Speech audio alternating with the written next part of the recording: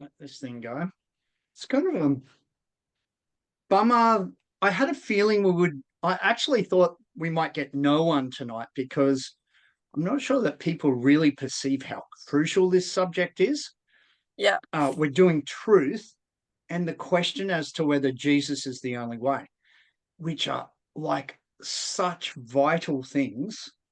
Um, as much as his name is Mud right now, I remember hearing Ravi Zacharias probably 10 or 15 years ago saying that he had fears for the future of Christianity because where we're up to in our teaching in churches is so little doctrinal teaching that people don't know what they believe anymore. It's just so much application and so much sort of inspirational preaching, which I love. I'm not saying that as a criticism at all. I love that stuff. And when Ravi said that, I was actually in a place where I found doctrinal teaching incredibly boring, and I did not think that was the answer. But now, 10 or 15 years later, it's like prophetic because I find that people do not know their basic facts about Christianity. I'm talking Christians Yeah. don't know. And in the last little while, I had a conversation with a new age to Jesus person. They've been saved, or hope they are, and they're explaining to me how Christianity isn't the only way to God. Yeah. And yeah, that scares me. Yeah. That do the people, even under our influence at church, I hope they know that at least the foundational truths of Christianity, because the danger is they're going to, particularly the new ages, they're going to be under the pump to get re-evangelized to the new age. And they got no defense if they don't know what they believe and why they believe it. When someone persuasive comes along, or when the right situation comes up, there's a handsome potential, beautiful potential partner that's just in a different place, and we're suddenly going to get all tolerant because we're emotionally engaged, and we don't know our stuff. So Yeah. it's really a fearful situation. In fact, I read today this, I hope this isn't true, but I read on multiple sites that 70% of evangelical Christians in the States believe that Jesus is not the only way to God. Golly. 70%. Uh, like, once again, terrifying. Like, we've got to find a place to be able to teach these truths and to show that there is objective, absolute truth Yeah. that Christianity has set beliefs that count you in or out. Like, we're not talking minor things about, does that lady wear too much makeup or not? Or, even we're not Pre-trib. talking Calvinism versus Arminian or anything like, or can you lose your salvation? Yeah. We're talking like, are you in or out? We're talking about eternity with God or separation level stuff, and we Mm-hmm. don't know our stuff. So, yeah, I'm hoping that maybe some of our crew will listen to this, or I'm hoping we can find ways to try and teach them the basics, because I'm not completely confident that we've got it. We've got excitement in churches, which is awesome. It's not boring like it was when I grew up. That's great. And a lot of experience, which I love too. But you've got to have truth. Like, Mm. that's our bedrock. We've got to know what we believe and how it differs from other faiths, and I would hope be able to defend that. So I don't know how to do this, guys. Whether I just have a little chitty chat along the way, or the first part of what I wanted to do is just on the nature of truth anyway. And you'll note there's been an onslaught against the idea of objective or absolute truth. Like in the academic world. Apparently, I'm told we're moving out of postmodernism into metamodernism. I've fallen a little bit behind. I did a couple of years of a master's on postmodernism and then didn't finish it because of a series of circumstances. Read massively on it and how disturbing how it's really gone to the foundations of our culture. Like, there are some good things about it. Like, I like how it opened people up to the experiential side of faith, but it also was like white anting the foundations of Christian faith, in that we believe that God has revealed himself in truth propositions that are made in words. And once you start questioning, whether words have absolute meaning, like all the deconstructionism idea, like, do words have any fixed meaning? Is it totally up to my subjective interpretation? Or going further than that, even questioning whether the truth is knowable, whether there is any absolute truth, whether it's all up just to me to have a feel for what I think is true. That's just not compatible with Orthodox Christianity. So there's some good sides in that people were open up to sense the Holy Spirit via postmodernism, but it also undermined our perception of truth because we're saying that there is absolute truth and there is objective truth. There is subjective truth as well, but we're saying the absolutes are vital for what we believe. So question number one, is the truth knowable? Because many people claim that it's not knowable, but the Bible claims that the truth is knowable and that we actually as humans do know it. Romans 1:18 and 19 says, men suppress the truth by their wickedness, since what may be known about God is clear to them, because God made it plain to them. So first up, the Bible's saying the truth about God can be known. The truth. Definite article, not indefinite. It's not a truth can be known. The truth about God can be known. And two, to suppress the truth means that we've got it in the first place. So the Bible is claiming that the truth is knowable, that in fact there is witness both external and internal for all human beings, which there's, in basic theology, they talk about general revelation and special revelation. General revelation is you look at creation and it shows we can see intelligent design. We can work out whoever put this thing together is powerful, blah, blah, blah. And we have special revelation, which is Jesus and the Bible, which gets really specific about what the truth is. A helpful little tool that I came across, I don't know if you've come across Frank Turek, but he has a diagnostic question, because you can waste a lot of time talking with people who don't or who won't believe in objective truth, debating with them. And he has this idea of testing whether people are just suppressing the truth, as in Romans 1:18 and 19, or are they really seekers of the truth? So he asks them this question: if Christianity was true, would you become a Christian? Which is quite a helpful little tool, because if they say no, you can see they're not actually after the truth. They just want to try and make you look silly or find a way out. Perhaps they're just looking for an excuse. That would be good and for the... You've no doubt heard people say, that's your truth, I have my truth. Like, what a big statement that's become in recent years.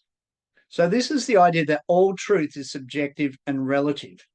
And the simplest way you can respond to somebody to say that is, are you sure about that? Is that absolutely true? Because it's an absolute statement in itself. That's your truth.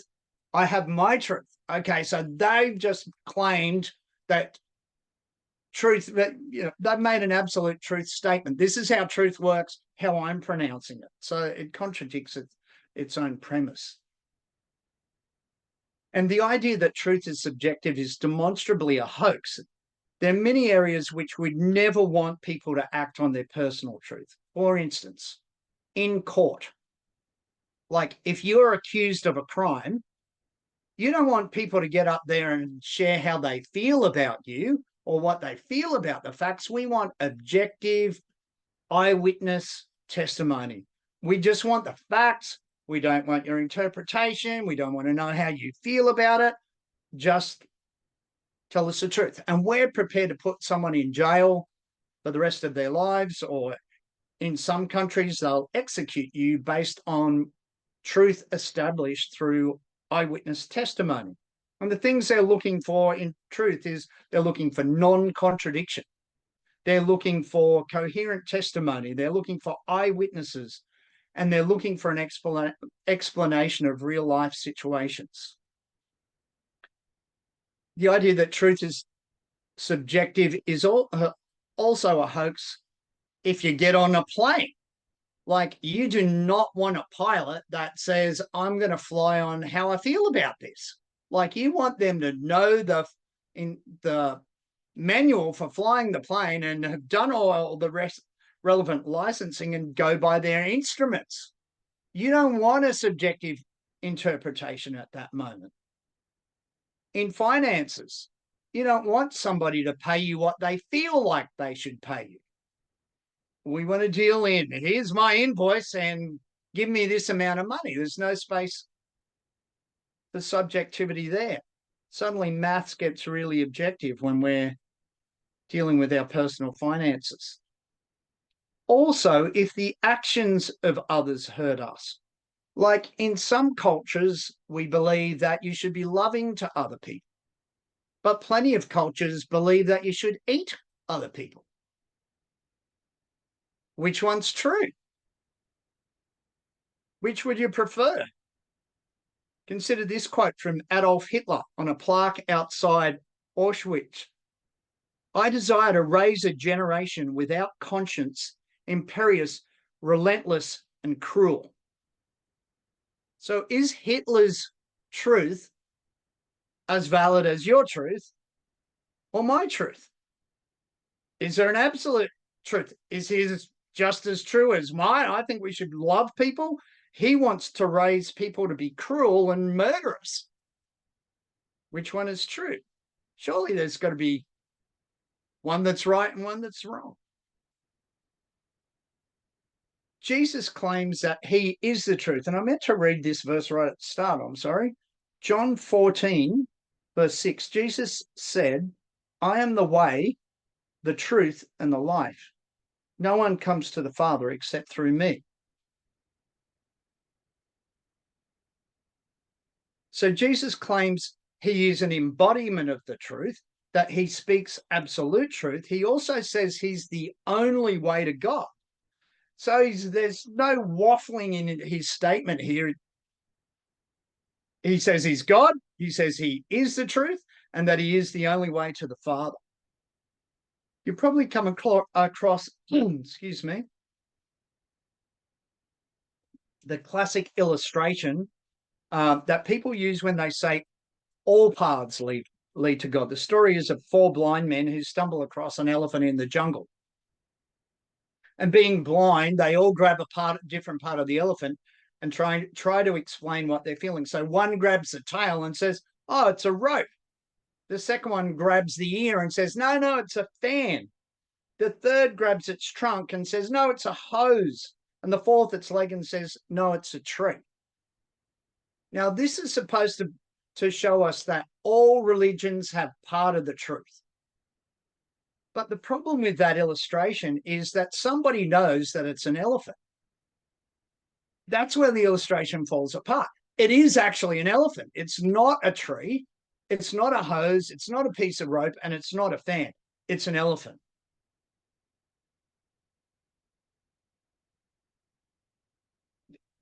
Another idea that you'll often hear is that there is truth in all religions.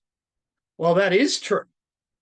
But it's a different thing to saying that all religions are true. There's truth to be taken, but it doesn't mean the whole message is true. For instance, Buddha had an equivalent of the golden rule: love others as you love yourself. But in a moment, we're going to have a look at the other key beliefs about Buddhism, and we'll see that there's lots of contradictions. There's some truth, there's some good things, but it doesn't mean that they are all true. I guess one of the key laws of logic is the law of non-contradiction. So if we're thinking in terms of world religions, that means that all religions cannot be true because they have major tenets that contradict each other. And this matters because two contradictory statements can't both be true. For instance, the sky is blue or the sky is red. It's one or the other. Sorry, just going to let Craig in here.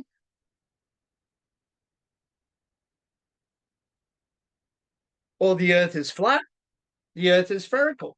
Spherical, they both can't be true. So I don't know if you've got notes there. They might be sitting in an email for you because I've got a table here. Hey, Craig, how you doing? I've got a table here which has some examples of contradiction. So I've got a table with Christian, Buddhist, Hindu, Islam, atheist, and just looking at basic contradictions. I don't want to go through them all because they're really boring, but we could start with, who is God? Well, the Christian says Yahweh is God.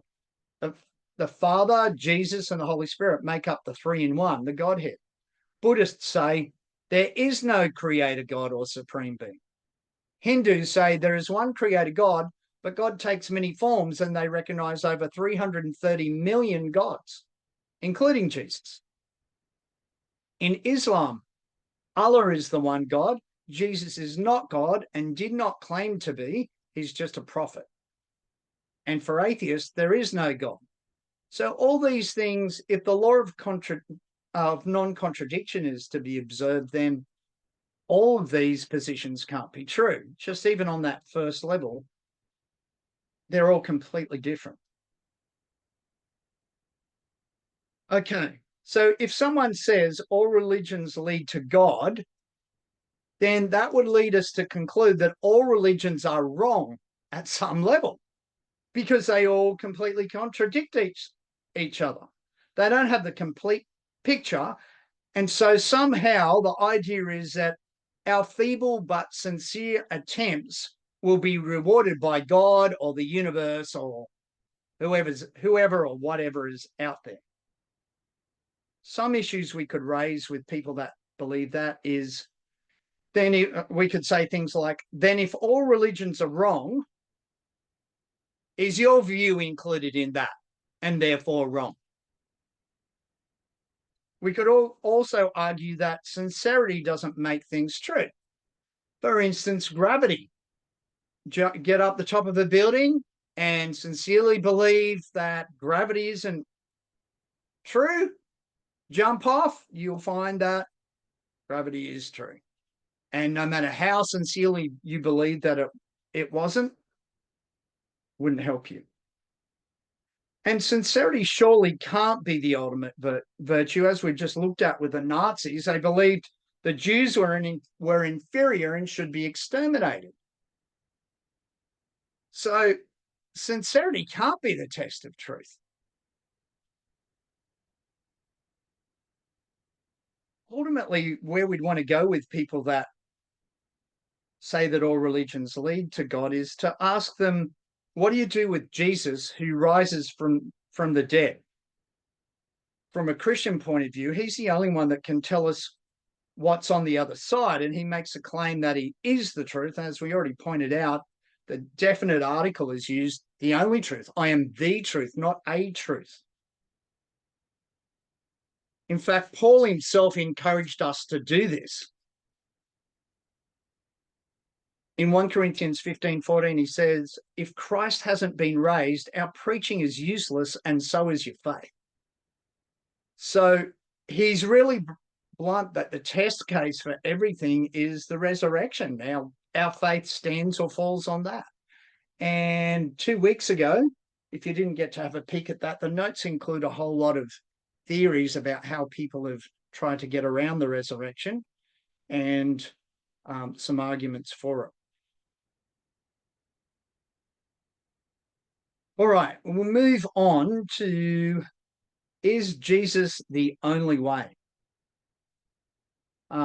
We've already read that verse, I am the way, the truth, and the life. No one comes to the Father but by me. So Jesus himself makes the claim, and it's a consistent theme of the New Testament.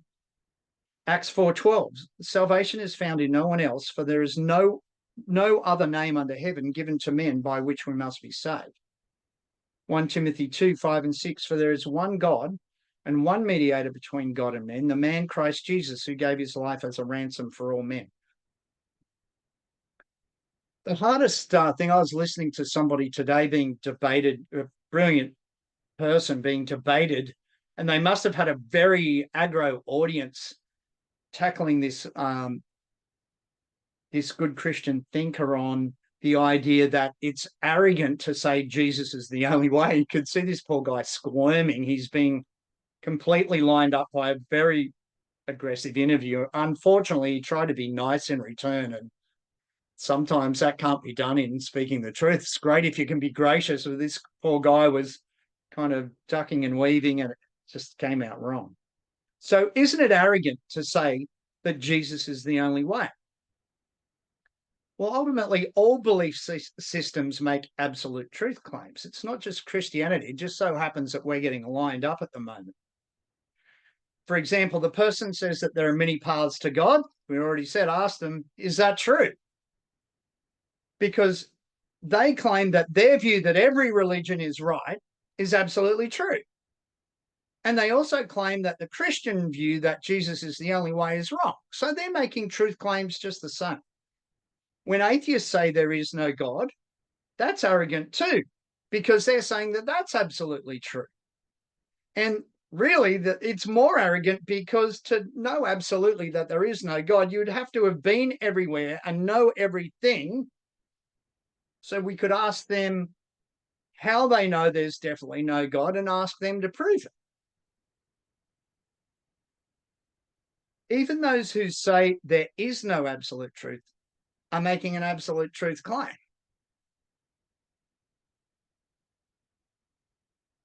Ultimately, the question is, who gets to say, who can prove their claims, and who has credibility? I was watching a YouTube video the other day featuring a evangelist from the UK, and he was being interrogated by skeptics.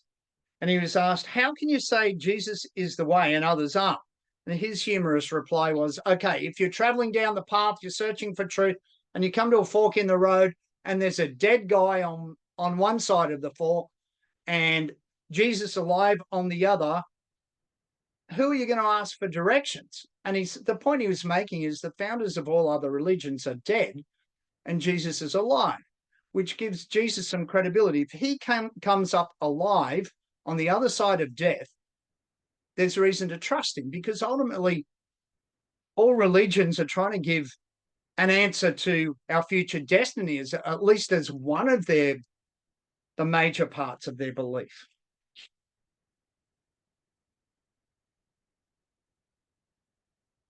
As we've already seen from Paul's statement, the historicity of the resurrection is crucial for us. Again, have a peek at the notes from week 1. The simplest argument for the resurrection being a historical event is that Jesus appeared alive again to 500 witnesses over 40 days in multiple settings. All of the disciples or the apostles were prepared to die excruciating deaths, maintaining that they saw him alive again, which has a bit of, I found that quite a persuasive argument when I was investigating Christianity, because, okay, maybe if one person said that they saw Jesus alive again, you could say it's a hallucination. But 500 witnesses across 40 days in multiple locations seems pretty unlikely 500 separate people are going to share a hallucination. And the fact that the disciples were cowards in the face of Jesus' death and ran away and denied him, then all died the most excruciating deaths, like being sawn in half, crucified upside down, speared to death, boiled in a tub of fat was fates of the apostles, surely you would think one of them would crack. If this was a lie, if they were making it up, surely they would say, okay, I was only joking, guys, let me off now. I'll recant in the face of such incredible pain. To see the change in them, willing to invest the rest of their lives, surely for a lie, it doesn't make any sense that they would give the rest of their lives to a lie. They must have seen something that changed them from cowards to fearless. Another question that's big in our multicultural society, probably Aussies didn't think about this too much, but now we're a nation with so many different cultures, is how can Jesus be the only way when many people never even hear about him? So, people from different cultural heritage might say, what about grandma or grandpa? They never knew about Jesus. I'm hearing about him now, but what about them? They never had an opportunity. How can this be right? So there's lots of ways that Christians have tried to deal with this problem. Quick outline. Universalism. This is the idea that everyone will be saved by Jesus' death, whether they're Christian or not. So whether they're Buddhist, Hindu, New Age, or whatever, they may not realize it, but Jesus' death on the cross has paid for them all, and we'll all go to heaven because of that. Obviously wrong, but that's one option that people take. Inclusivism. People will be saved if they respond positively to the revelation that they have. So if people, my dad, who is the head of his denomination, actually believes this, which is horrifying. He basically thinks that people that don't have the message are in like an Old Testament pattern, and if they respond in faith to what revelation they have towards God, that will be sufficient. The problem being, John 14:6, I'm the way, the truth, and the life. No one comes to the Father except by me. He would counter with, well, they'll find out that Jesus was the way. Restrictivism. This sounds really nasty, but it's not as bad as what it first sounds, and I'll explain in a little while. Those who don't hear about Jesus and put their faith in him before they die cannot be saved. Sounds nasty, but if you think about that one and do a little research, it turns out to be quite a possible option. I'll talk more about that in a minute. Post-mortem evangelism. That's the idea that everyone will get an opportunity after they die, which kind of makes no sense as to why mission is so important. Why we're supposed to, why do the apostles again risk death and live incredible hardship taking the gospel all around the world? Doesn't make any sense. If everyone's going to get an opportunity later, we can just stop being serious right now because they're going to get an opportunity later. Why bother? The next one is interesting. Middle knowledge. I believed this for a while, but changed my mind. And this is the idea that God will judge people on the basis that he knows what they would have done. But if you push that a bit further, it doesn't seem to make a lot of sense because there was no future. We're talking about a situation that never occurs. What they would have done, well, it never happened. Not sure it makes complete sense. This one's an option. We don't know all the details, but we trust that God is just and kind. This is the idea. It's best to remain agnostic on this question and just trust God's character. For me, the final option I've got in the notes is the one that I like best, and it's kind of related to restrictivism. That is that everyone who's seeking God will get an opportunity. So think about Acts 9, 1-19, Saul's conversion. Is he seeking Jesus? Is he seeking relationship with God? He's killing the Christians, isn't he? I guess you could say perhaps in his own way, he's trying to follow the Old Testament, he's trying to follow Yahweh and maybe he just doesn't get it. But for all intents and purposes, if he's a man in tune with God and he's killing the Christians and delighting in it, even that is problematic looking at the Ten Commandments.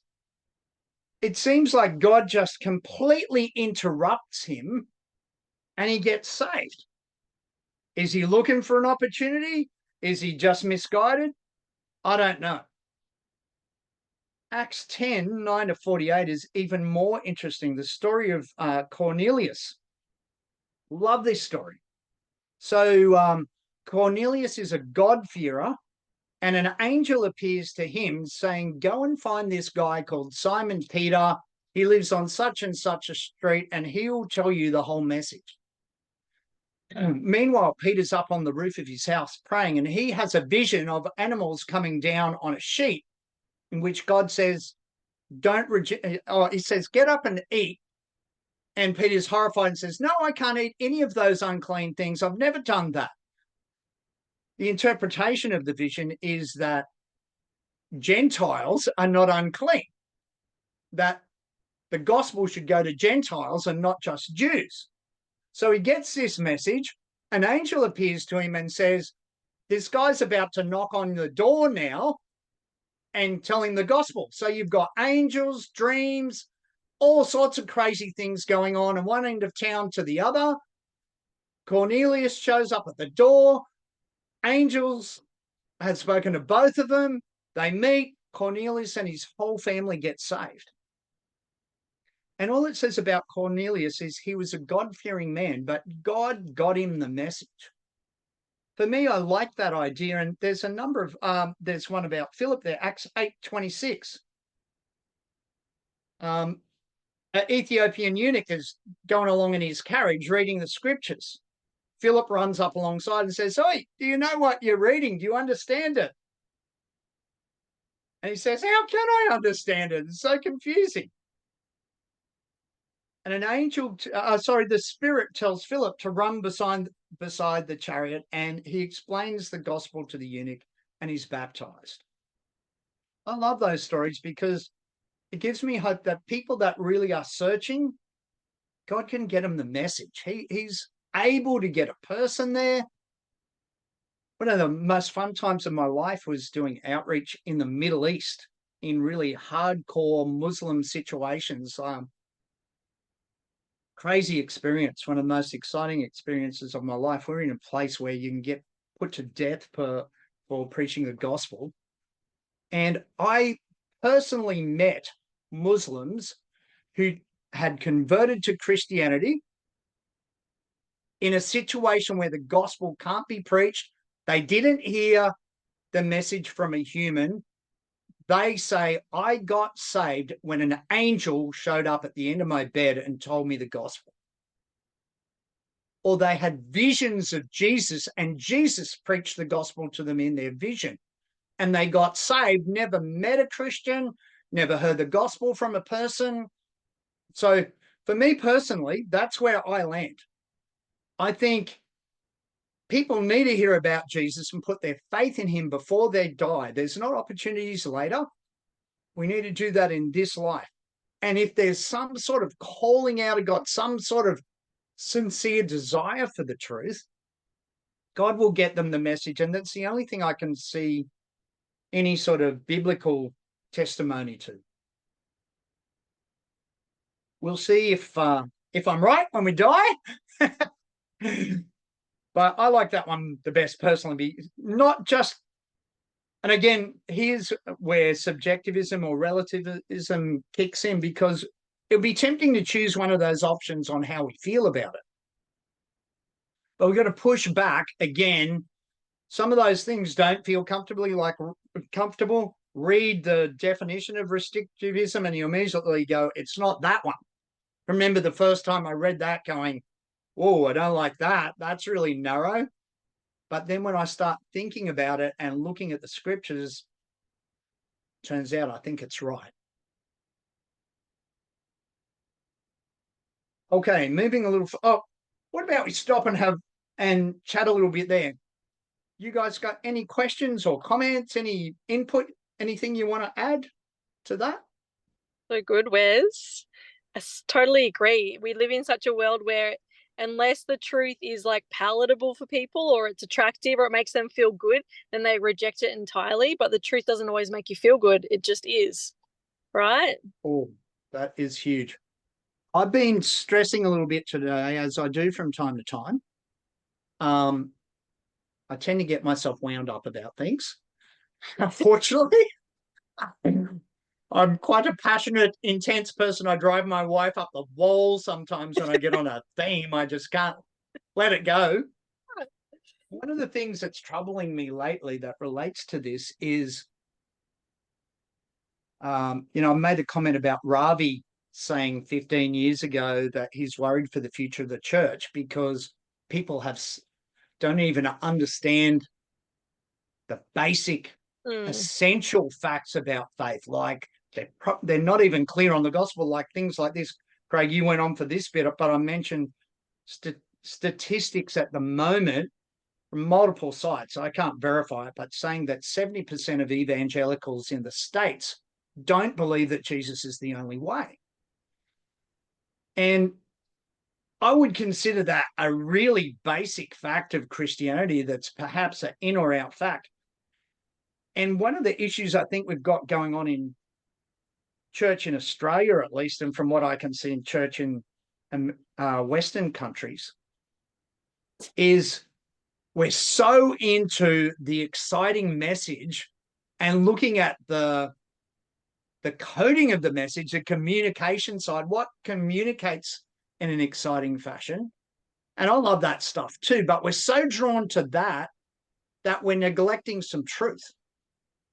And some like we've almost stopped teaching doctrinal issues because they're flipping boring, right?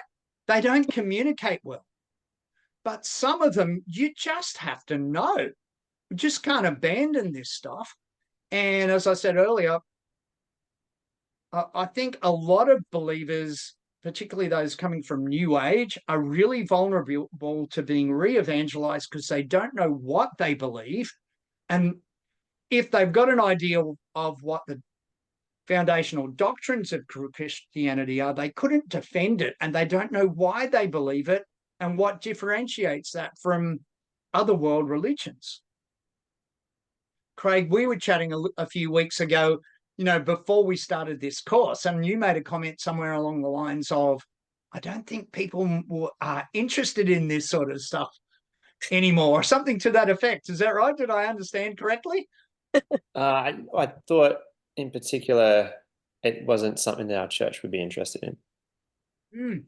Which is terrifying because we've got to be. I mean, not that we can't have the exciting stuff too, but we've got to know what we believe. When the foundational facts of the faith are not known, like that's a terrifying position. The funny thing for me is I sound like the people I didn't like 20 years ago because I grew up in the Baptist. They used to they would never shut up about we need more teaching, we need more teaching, and by that they just meant heavy doctrine, just talk it out. Didn't have to be interesting, just tell me deep factual information.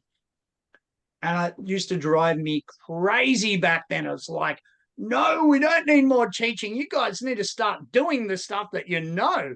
You don't need any more information. Let's start living it. But now I'm horrified 20, 30 years later, whatever it is. And now I'm thinking, oh, we're living all right on the basis of what we know, but I'm concerned we don't know the foundational facts. And what will happen, like, if we can't even pass those on to our kids, i.e., look at YouTube, who gets the most hits, and it's certainly the kind of people where you could question if they've really got much of an understanding of the scriptures at all, or if they've got part of the message and they're failing in really crucial things. Yeah, there's a lot of motivational speaking out there dressed up as sermons. Yeah, I think it's really cool for you to lay out all those different positions on on salvation. Uh, I would say I've probably softened a little bit, and I don't think I've softened from a heart perspective that the what do you call it? Restrictivism. Restrictivism. That yeah, that position that people you got to make a decision in this life, well, that's it. It's hell forever. Um, that I don't think I guess I kind of believe that for many of the reasons you believed it too. But in my sort of studies, going back to someone like Origen, who's I think he's only 150 years after Christ, is one of the key Orthodox theologians, and he had a different position. This guy's before Augustine, he's before all of these guys, and I think sort of in from my Anglican Pentecostal background, I immediately had a knee-jerk reaction like, oh, universalism, that just discredits Christ and all that. But when I looked at it a bit closer, it's a bit more nuanced than that. It's something that C.S. Lewis bought into as well as George MacDonald, Universalist? who is one of the fathers of the modern fairy tale, and was a big influence on Lewis as well. And it's not universalism in that all ever like cheapening what Jesus did necessarily. It's more the idea that hell's locked from the inside. It's that the things that we do in this life. Let me make the argument the other way. You could be saved, but sort of never go through the process of sanctification, right? You could be saved, go, oh, I feel great, I made a decision for Christ, but you could cheapen that by not really living that out.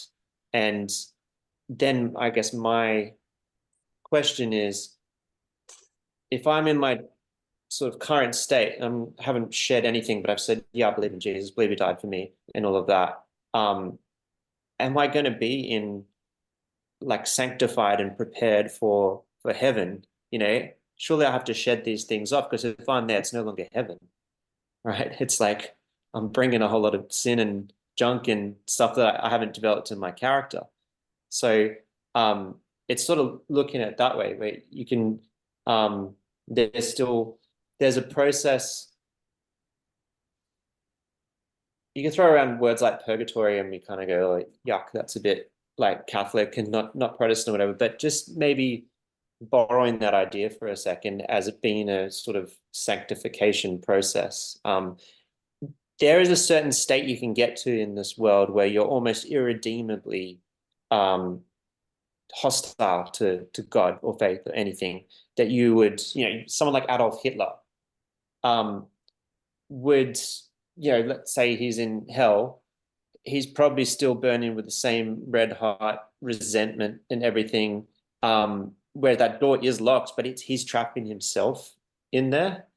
And that might take him a billion years to like get over that and sanctify himself in that process. But that was kind of the argument, that everything belongs to God, and hell was actually for the angels that rebelled against God. And then it's this idea that it's really it is about, he's given us free will, and there's an eternity of that, and then it's it's sort of like, if the steps you take into this world might form you into the person you are, which could make you just go through torment for eons and eons, before sort of eventually surrendering your heart to God. So again, I'm not hard on that position at all, but I've softened towards it a little bit more just through some of this research. It's not, if it happens to be restrictivism, it's not going to affect my faith, and it's,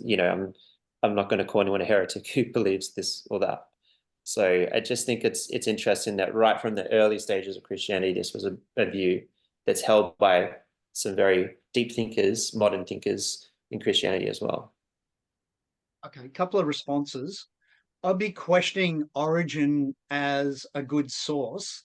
I think you find he was condemned by the Orthodox Church for his allegorical interpretation, which was subjectivism in the early days. He took scriptures that I would say needed to be interpreted at face value and made them into an allegory, which was imposing meaning on them rather than being interested in the author's intention. And he said there were different levels of interpretation, that the face value of the words was like a basic level. And he said there's a deeper spiritual meaning, by which he meant, a subjective interpretation. And that, I couldn't tell you off the top of my head where that was thrown out, but I know he was condemned as a heretic at one of the major councils because of that method of interpretation.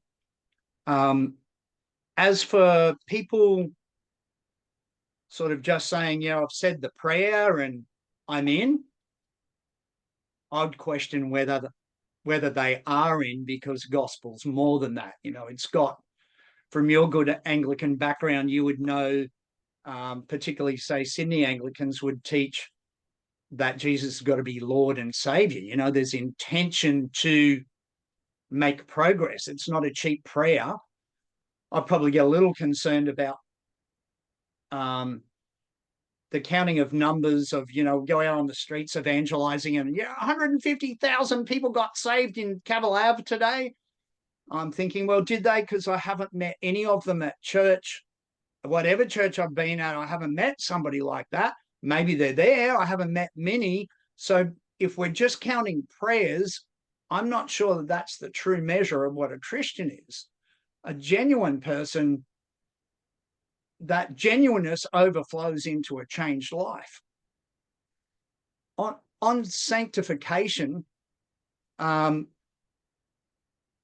my understanding of the word is that you be perfected supernaturally. You don't enter heaven in the state that you are now. You are perfected and made what you should be supernaturally as you enter heaven. And there would be, I don't know, I can't think of anything that would give hope to any idea of purgatory that you're in, or idea like that where you're improving yourself in hell to be able to come out at some point. So that would be my take. Yeah. A little bit further. Another question that would be worrying for people is, what about the intellectually impaired? Like, they can't intellectually grasp the gospel. What about children who die before an age which they could understand? What about aborted children? What do we do with them? Because we're making this something of a intellectual exercise at some basic level, to be able to understand the gospel, to respond to it. All right. The Bible clearly indicates that God knows and regards us as unique human persons, even while we're still in the womb. So, for an aborted fetus, Psalm 139, for you formed my inward parts, you covered me in my mother's womb. My frame was not hidden from you when I was made in secret. Your eyes saw my substance, being yet unformed, and in your book they were all written, the days fashioned for me, when as yet there were none of them. Jeremiah 1, 4 and 5, then the word of the Lord came to me, saying, before I formed you in the womb, I knew you. Before you were born, I sanctified you. I ordained you as a prophet to the nations. Many biblical passages seem to indicate that children can't be held responsible for their actions and decisions till they reach a certain age. But we're not told precisely where this line should be drawn. There's some thought from Romans 7 where Paul talks about the law springing to life in him. The suggestion is that this is possibly at the age of whatever his age was, where he becomes a man in Jewish culture, his bar mitzvah, which is 12. There's other people that have suggested adulthood is 21. So who knows? We don't have a scriptural basis for any of this. But we're led to assume that people that don't cross over into adulthood are automatically redeemed, that person is covered by the blood of Christ and passes immediately into the presence of God. Traditionally, this teaching has provided comfort to parents who have lost an infant or a very young child. And it seems only logical to apply the same reasoning in the case of children who die before birth. So a couple of little verses about that. Isaiah 7:15 and 16. He will be eating curds and honey when he knows enough to reject the wrong and choose the right. For before the boy knows enough to reject the wrong and choose the right, the land of the two kings you dread will be laid to waste. So there's some time in a child's life where they don't know the wrong and the right. So you would assume that they can't be held accountable. 2 Samuel 12:23, David saying of his son, now he has died, why should I fast? Can I bring him back again? I will go to him, but he will not return to me. So the argument there is that the child's with God and David will go to be with the child with God. You could equally come back at that and say, no, I'm just going to death, that I'm going into death with my child, I suppose. This is a helpful verse. John 9:41, Jesus said to them, if you were blind, you would have no sin. But since you say we see, your sin remains. So the idea, if you understand, you are culpable. And if we take that back to kids, young children, looking at that Isaiah 7 verse, that they are too young to reject the wrong and choose the right, that verse would give the idea that they're not culpable because they don't understand. Matthew 19:14, Jesus said, let the children alone and do not hinder them from coming to me, for the kingdom of heaven belongs to such as these. So again, sounds like kids are in. On that level, I don't think we've got enough information to get nasty about it, but personally, my mode of operation is probably err on the side of grace there for the sake of comfort of parents. Well, there's enough information there that I think we can say with integrity that it appears that children that die before whatever age that is are safe with the Lord. I picked up this little story years ago, which helps me in when thinking about people that may not be able to grasp things intellectually. Just a story, so it's not absolute proof or anything, but I thought it was interesting. This is from a teacher of intellectually impaired students. Many intellectually impaired students in my care have understood spiritual truths with amazing insight, despite other subjects being difficult for them. I told the class about the difference between priests and prophets. I asked Marie if she understood it. Oh, yes, that's very easy. Both are messengers between God and man. A priest stands with his face towards God, a prophet with his back towards God and his face toward man. Which, if you think about it, is a great description. Like a prophet is hearing from God and he speaks towards man. So his back's towards God and speaks to people. Whereas the priest represents people in speaking to God. So it's quite a good insight. I don't know what I can prove from that, but it's not bad. It was a rather good answer, but I wasn't sure that she had really understood it. So I asked her, what was I today when I gave the Bible lesson? A prophet, she replied, because you brought God's message to us. But you were a priest when you prayed for us and asked God to make our hearts ready for his love. So I don't even know where I got that story from. I think I found it like 30 years ago somewhere, so I can't claim incredible credibility or anything like that. But I just wonder.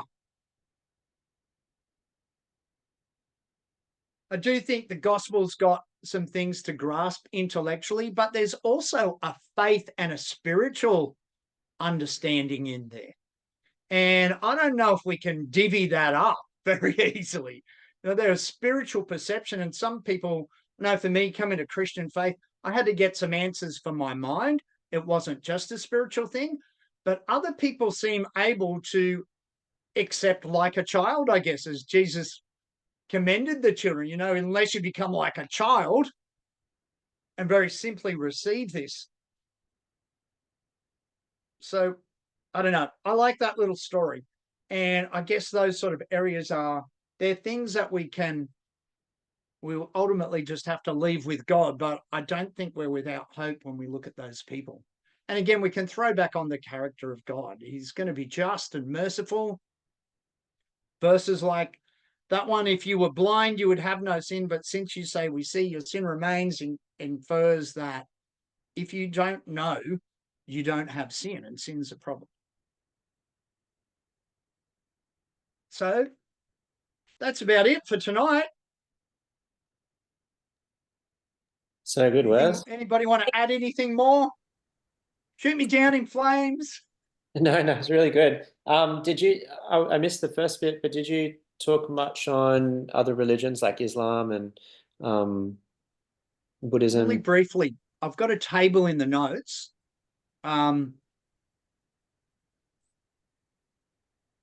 Probably just prior to that table, I was making some points about just how we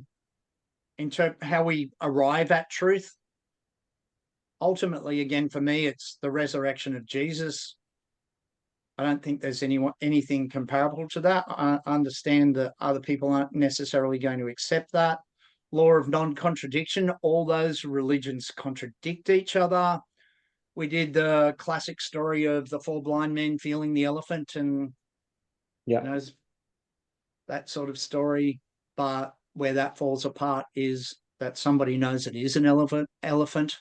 There is somebody that knows truth. I think it's I for a while struggled on that there was arguments against atheism, and atheists would have arguments against Christians, but I thought, what about agnostics? And then I sort of learned there are two types of agnostics. There's the soft agnostic and the hard agnostic. And the soft agnostic is someone who's seeking, I don't know if God's real or not, but I'm seeking, I'm on the journey to discovering this, and I'm open to there being a God or being no God. That's their open position. Whereas a hard agnostic is someone who's closed and says, we just don't know. Be found. We cannot be found one way or another, which is kind of like saying that truth can't be found. But then that's a statement. Is that true? Because you're making a true statement, right? So it's a kind of self-refuting thing. So that sort of helped solve that fence-sitting position where you just put up your hands and say, I can't work it out. We're just not going to know. That is truth. And it's like, it becomes excuse, doesn't it? Like we dealt with Romans 1:18-19 early in the piece, which says that, it makes a claim that truth can be known and that men suppress that truth. So they have an agenda. Like I remember reading Bertrand Russell, famous atheist, and him saying on his deathbed that, hey, we did have a reason for our atheism because it cramped our sexual style, basically. There was all these things we wanted to pursue, and so we found reasons to reject God. So on his deathbed, he kind of fessed up to the agenda that he had. Whereas a soft agnostic, apart from being a Christian, I think that's probably the next best position, because at least they seem willing to deal honestly with the truth. And I would think if they're truly soft agnostics, I think God's going to get the truth to them. Yeah. It's that open heart position. And I sort of touched on this last week about I like what you did in that you don't like it's kind of easy to break down a belief system. You can just say, here's the points which don't quite make sense. But in doing all that, you're actually building up another worldview.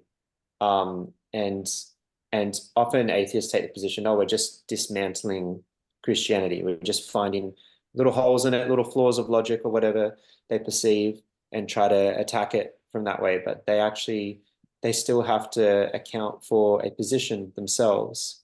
And again, I think C.S. Lewis has something really smart to say on this, but I can't remember. Something about looking through a window and the purpose of it. But the uh, when you do flip it on the other side and you actually push into atheism, what it requires you to believe and the positions that you need to take, there's a lot that you can then dismantle and break down and sort of, it works like gravity. It is easier to tear down than it is to build something up. So. Atheism to me just seems like a hopeless position.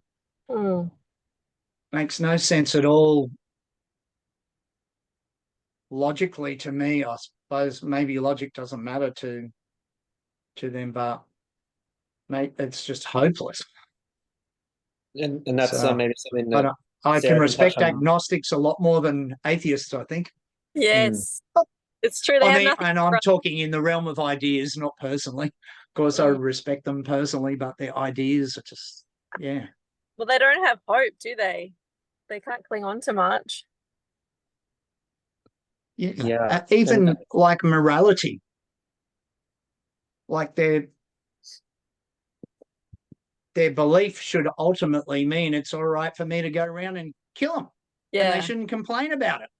Like if the strongest, as you are outlining with evolutionary theories, Craig, really they've got no reason to complain if they get murdered. Someone stronger just took them out. Yeah. Yeah, totally. I And think that's something that Sarah, you could bring into your talk as well about that position, what it has to say on suffering and Yeah. evil, and No, I definitely will. Thanks, Craig. yeah, this something cool to kind hear. of doesn't give better answers, does it? I think the suffering question is probably, for a lot of people, it's hard. People have just, their lives have just been agonizing. People that live in constant chronic pain, I can understand them asking that question, but Mm. I being think that angry at God's like helping them either. from Saying what I'm I an atheist, well, there's no meaning, nothing redeemable about their suffering. but There's from what no I sense found, to it. it's that is the problem of evil is the main um atheist argument, it seems, above all the science and everything. That is the thing that I think draws people to atheism the most. So it is Mm. still not necessarily an intellectual thing. Mm. It's a hard issue. They can't solve God with evil. Yeah, it's like they it's almost when something's too good it feels too good to be true. It feels like I can't put myself to believe in that hope that it is Mm. that true, that God is all loving when I'm experiencing Yeah. all of this. I can't open myself up to that. I reject the offer kind of thing. Mm. It's Yeah. too contradictory. I guess it's Some, a problem because it's a felt problem too. It's just not a concept that we're wrestling with in our heads. yes. It's horrendous, like what you've just been through, Sarah, family and pain, someone that's lost a child, someone that suffers with a horrendous disease, and watching loved ones die of cancer or humiliating things like Alzheimer's or Mm. what's going on in Israel and Palestine at the moment with children being killed. Yeah. Why doesn't God intervene? They're legit questions. But even more so, that's why we so desperately need the truth, because the truth can be your pillars that you can stand on in tough times. You don't sway so easily when you know, really firm things about the Lord. I Yeah. reckon. Whereas there was one other thing that I've been thinking about a lot lately, and I wonder if you have a perspective on this. You mentioned the Christians that suffered for being an eyewitness or a disciple apostle, the horrific deaths that they encountered, and they encountered it because surely it had to be true. So they witnessed this, therefore they're willing to go and not recant their beliefs, but willing to go to death in some of the most horrific ways. Then I think to some of the people that perhaps do similar things in other faiths like Islam, that are willing to, people call them cowardly, that they would fly a plane into the Twin Towers, but that's a lot more They're courageous than I believing would. what they believe, aren't they? They are Putting their believing what life on the line. they are believing what they Mm, believe 100%. And there weren't necessarily eyewitness accounts, but it maybe points something. It tells us something about human nature. It's not just that. You think about what's happening in Palestine at the moment and how Palestinians are just fighting like suicide missions and putting their loved ones in front of them. It's horrific stuff. But it's mm, clearly, as a collective society, they're saying we believe the things that we believe to death. You know, Mm. that and there's cults as well. There's an example of mass suicides. yeah. You know, they all take a, a poison they know is going to kill them, and like 300 of them just die. And I don't know if that Mm, was in the 80s or 60s or something like that. Again, I can't remember exactly where, but you hear these stories about people going to their deaths. Um, yeah, I just wonder if you have any thoughts on that in comparison to the Gospels. yeah, it's a good point. They're certainly sincere. I'd first up say again, their sincerity and the passion of their faith doesn't make what they're standing for true. I think they're deluded and dying for a delusion. And I wonder if there's a different quality about eyewitness testimony. They're dying for something that they sincerely believe is true, but it's not to do with eyewitness testimony like with the apostles. They're all dying saying, I saw Jesus alive. I saw him, and then Paul says, that's what we build. This is a difference maker. Mm. So is it a different quality of, is that sincerity, comparing sincerity to being an eyewitness? So a different type of testimony about truth. Do you think maybe it One's speaks? dying. Sorry, You go. I was saying. Do you think maybe it speaks to like this innate desire within each of us to actually find something worthy of dying for? And I think that these That's an interesting religions thought. then can tap into that, and with particularly within Islam, they're picking up a lot of these young boys in countries where they're really rejected, and there's so many things going on for them culturally and different things. So they're drawn in by this radicalization and things. But I think at the heart of it, it's like, yeah, this desperate desire to belong, this desperate desire to find something that's worth living for, and then therefore worth dying for. Mm. Yeah, well, they definitely believe it to give their life for it, don't they? Mm. Just, Yeah, I guess my question was on is if it's part of human nature, if there's something part of human nature. If I was just playing devil's advocate to argue the other yeah, side, no, it's a good you would question. say like, well, are the Christians delusional as well? Um, Mm, it just made me think, though maybe I'm sort of answering my own question, because I thought about in Revelation, there's three things they talk about, which was the blood of the lamb, um, a testimony, and that they were obedient even unto death. to death. Um, and maybe there's something to do with those three things are the sort of perfect trinity there, because you could even say the events that happened in America that say if Trump was shot, then he would become a martyr. Now he's clearly a much lesser martyr to, orient your life towards. But you do see, even though he survived, you do see this kind of martyr narrative. And I immediately thought some positives can come out of this, but there's also a lot of dangers that can come out of that too, because Yeah.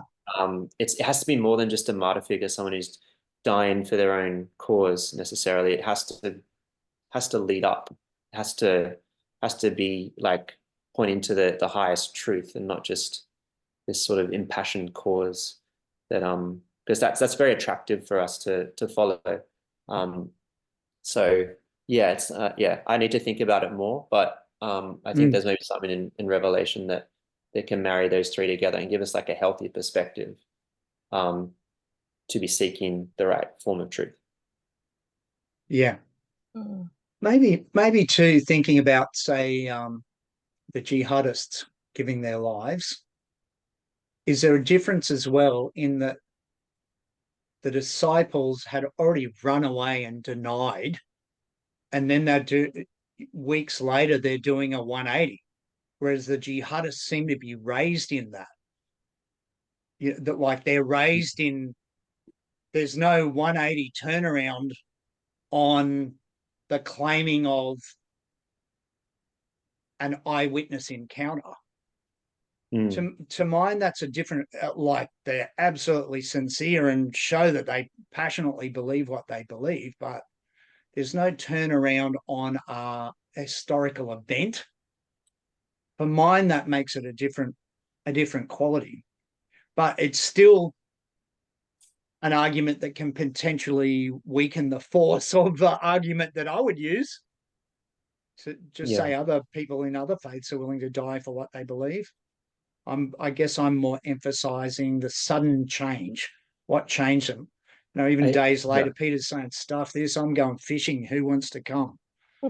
Yeah, I do like that. There's very little glory for any of the disciples. There's nothing lifting them up. They've been selfish and jockeyed for position and run away and doubted and been cowardly and misunderstood Jesus so many times that they appear absolutely stupid.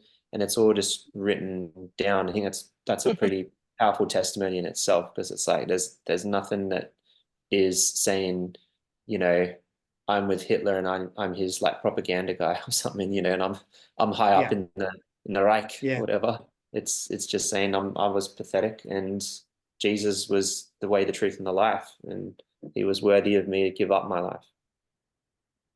You two being literary people, would appreciate that literary critics use that as an argument for historicity of the New Testament, even that the characters aren't shown as one-dimensional heroic type people. They're shown warts and all, where like moments like Jesus saying, "Unless you eat my body and my blood, you're out," and stacks of followers walk away. Like, that's not what you put into the hero story. Or Peter denying and walking away and getting it all wrong is not what you put in there.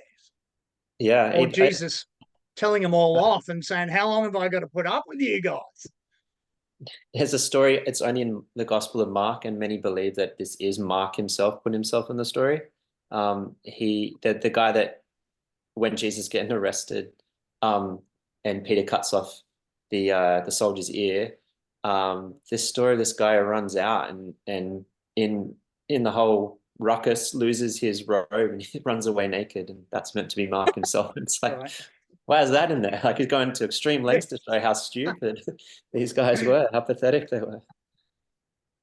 I think a huge difference you see between like martyrs for Christianity and martyrs for Islam as well is Islamic martyrs are very rewards based.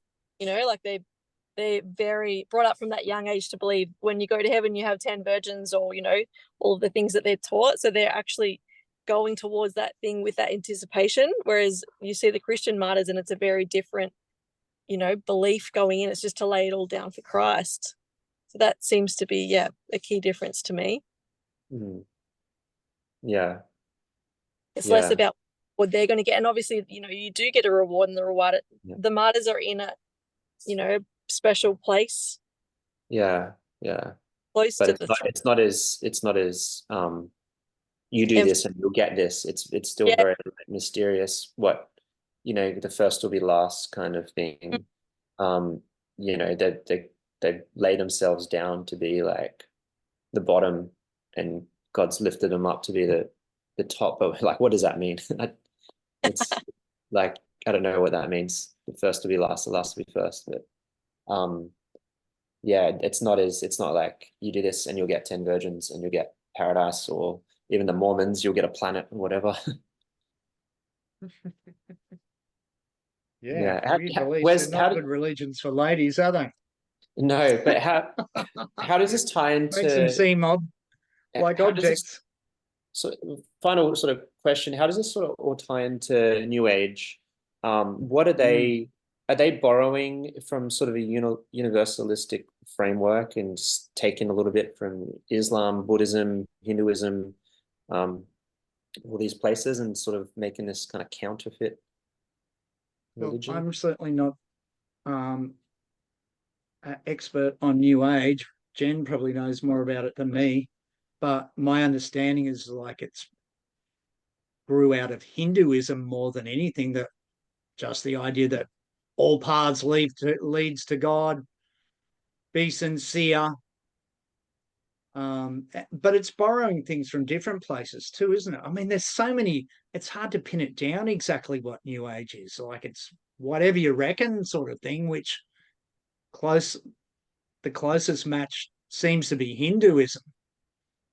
But ideas of reincarnation, your God, extinguish any so many points at which it's not compatible with Christianity, like extinguish any negative thoughts. So you're not a sinner, there's nothing bad about you, you're a God, and you've just got to remember that, which again is a big contradiction. Reincarnation, which Christian belief is you live once, die once, then the judgment, not multiple lives, and you're improving. So many points of disagreement with us. But yeah, I my see. understanding is closer to Hinduism than anything, but I'm not sure how tight you can pin it down. Right. I see a What do lot you of think? What oh, did you say? I'm so new to New Age. Like I wrote it Mm. off. Like I just thought it was gobbledygook until coming to the Gold Coast and seeing it's an actual thing. I didn't know that it was so prevalent Mm, in society. I just thought I come from the rational world, so Yeah, I never even gave it huge. a Hey, yeah, but it's massive in the bookstores here, in the religion mm. section. It's 2/3. There's a tiny little section for Christianity.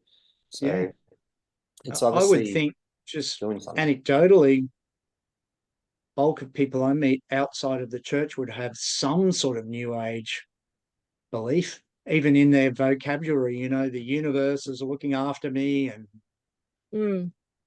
Even down to the use of crystals and things that's so prevalent now. yeah, Yeah. And I law of certainly see attraction, that's huge. even in Christian circles, I see a lot less emphasis on sin. Like it's just such a dirty word to think about. So there's a lot of people who are just using the language of like self-help, and that seems like a very new agey thing in their sermons, in their messages, Mm, sort of the rather than really pressing into God, it was more like I did these steps and now I don't feel shame anymore. And it just feels just off, like New Age does a lot of the time, just feels like just tweaked a little bit off. There's some of the language is right, but then it's like, oh, hang on, we don't have the whole thing here. And I mean, that's a common tactic of the enemy as well, isn't it? yeah, I'm interested, Craig. Did you listen to the Carl Lentz podcast or either of you? A little not bit, for a long a little time. bit. Once he got busted, I turned off. Yeah. Yeah, Sadly, he's another one like Ravi that I thought had some good things to say, but his inner life has been revealed. Yeah. No, I was just, yeah, interested in what you said, Craig, about like just the self-help stuff. Because I haven't listened to the podcast myself, but I've heard that it sounds maybe a little bit down that trajectory, possibly. mm, yeah, yeah.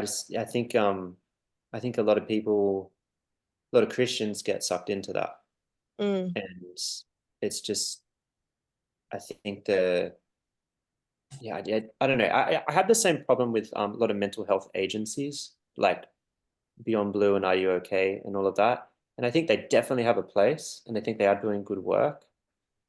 But when you just try to tweak someone's mind to think positively, yeah. or you just try to, it's like, just don't think about your existential dread, you know, everything will be okay. And it's just like people live in this, like, oh, now I'm thinking clear and I'm exercising, I'm doing all Yeah. this, but it's just like you're fixing the shell of who you are without Mm, ever getting into the deep stuff inside. And that only comes with a certain worldview which says you're more than your thoughts, you're more than your brain and your body, and you know, you're actually a spirit, a soul, and you're made for God, and you need to address that Yeah. issue. And if Christian Amen. belief is true, it's like sticking band-aids on chicken pox, isn't it? Which is like Yeah. patching people up, but not dealing with the underlying issue. 100%. And Yeah. people need to be built for resilience as well. You know, Revelation, how many times does he say, to him that overcomes? We have to be overcomers. Yeah. Mm. Oh, well, we've solved all the world's problems now, so we can sleep peacefully. Yes. It went over time, guys. Yeah. Until next week. We're giving you the easy one, Sarah. Oh gosh. Oh, you're doing my favourite one. I look forward to it. It's such a helpful subject, I think. I hope it will be. So important. It'll be great. Looking Yeah, I forward think to it. it'll speak to a lot of people. Well, hopefully it'll just be us three and we can have chit chats. And then 1 million people will watch it online. That's perfect. It saves your nerves and you still get the audience. Love it. Awesome. Great. Well, thanks, Wes. Thanks for jumping putting on, it together guys. tonight. Thank you, Yeah, Wes. That was awesome. wonderful. Appreciate it. Good See to you see you. soon. Bye. See you Bye. guys.